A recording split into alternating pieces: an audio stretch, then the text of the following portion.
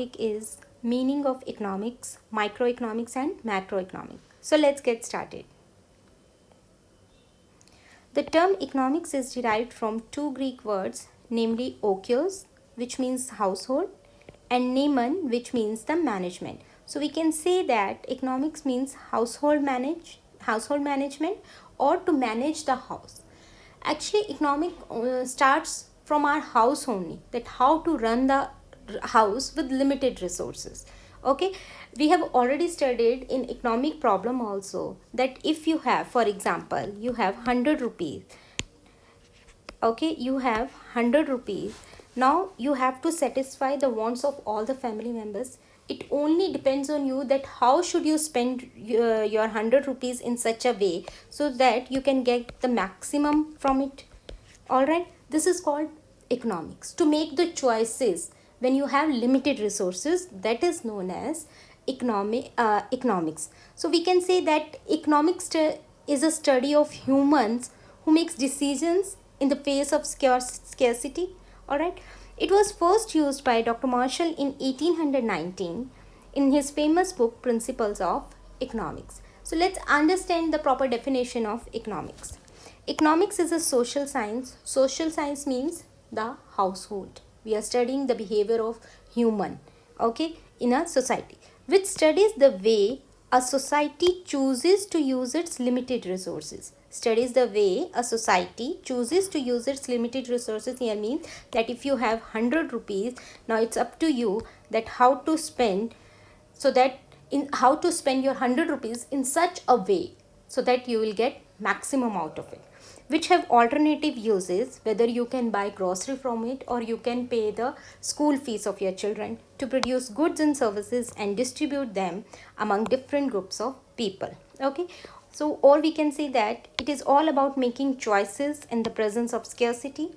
It studies the human behavior as a relationship between means here means the resources, and ends, which means the human wants. And we know that human wants are unlimited and we cannot satisfy all our wants because of the scarce resources. Next is branches of economics. There are two branches of economics. One is micro and the second one is macroeconomics. Microeconomics is derived from the Greek word that is micros, okay, which means small, and macroeconomics is derived from the Greek word that is macros, which means large. So let's understand both these branches, microeconomics and macroeconomics, in detail. Microeconomics, Adam Smith is considered to be the founder of the field of microeconomics. As I told you earlier also that micro is derived from the Greek word that is micros, which means small. Okay, the microeconomics is that part of economic theory which studies the behavior of individual units of an economy. Micro means small. Small means under microeconomics we'll study the small things. Small things means like the study of an individual person's, the salary of individual, the individual income, the individual output, individual supply, price of a commodity, okay, behavior of an individual person. That all comes under microeconomics. So microeconomics means the study of behavior of individual units of an economy. For example, the individual income, individual output, price of a commodity, etc. And its main tools are demand and supply. When we talk about demand and supply means, it means here is individual demand and individual supply. Next is macroeconomics. Macro has been derived from Greek word macros, which means the large. Macro is that part of economic theory which studies the behavior of aggregates of the economy. Now under microeconomics we are studying the individual units, the behavior of an individual. Okay, but under macroeconomics we study the aggregates. Aggregate here means, like I told you that in microeconomics we study the behavior of A. okay, or you can say the demand of A.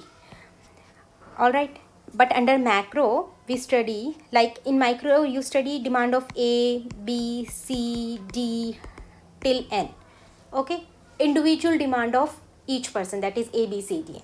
But under macro, if we add the demands of all these persons, A plus B plus C plus C D plus till N, then it becomes the aggregate demand.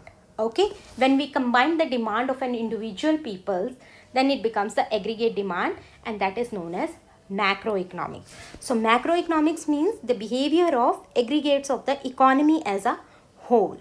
For examples like national income, aggregate output, aggregate consumption, etc. And the main tools of macroeconomics is aggregate demand and aggregate supply.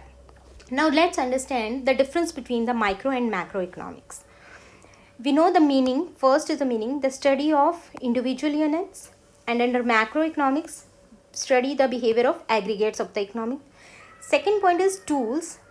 Under micro, the main tools are individual demand and supply. Under macroeconomics, tools are aggregate demand and aggregate supply. Objective. The basic objective of microeconomics is to determine the price of a commodity or factors of production.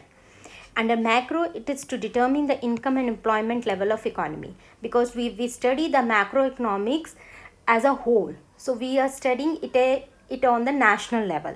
Okay. Now degree of aggregation. It involves the limited degree of aggregation under micro. Under macro, it involves the highest degree of aggregation. Why highest degree of aggregation? Because it studies the economy as a whole. Basic assumptions. Under micro, we assume that all the macro variables are constant, and under macro we assume that all micro variables are constant. Microeconomics is also known as the price theory, and macroeconomics is also known as the income and employment theory. Examples for micro is individual income and individual output, and the example for macroeconomics is national income and national output. Now, after this difference between, we have interdependence of microeconomics and macroeconomics.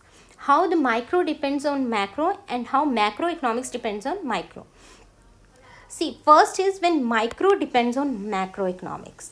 See, law of demand came into existence. Okay, law of demand came into existence from the analysis of the behavior of a group of people. All right.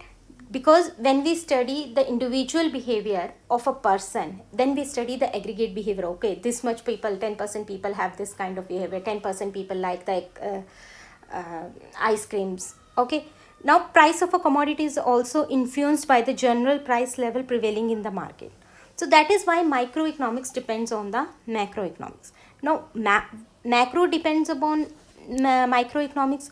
First is that national income of a country is nothing but the sum total of income of individual units. We know that we have already discussed, when we combine the demand of all individuals, then it becomes the aggregate demand. In the same way, if we add all the incomes of individual, then it becomes the national income of the country. First is the national income, and second is the aggregate demand. As I told you, that aggregate demand depends on the demand of individual households of the economy. Next, we have the micro and macro paradox.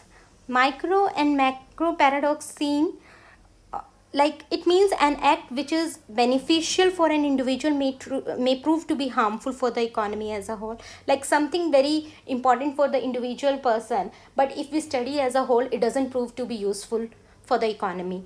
Example we can take, suppose if an individual saves, it helps for his family in the future. But if the whole country started saving, then it becomes like a contraction of demand, output, employment and income. As a result, the whole economy will suffer. Saving is good, but if everyone starts, then the demand will become less. The contraction of demand. Contraction of demand means people will demand less. They will they will start saving more and spending less. Okay, so this is also micro and macro paradox.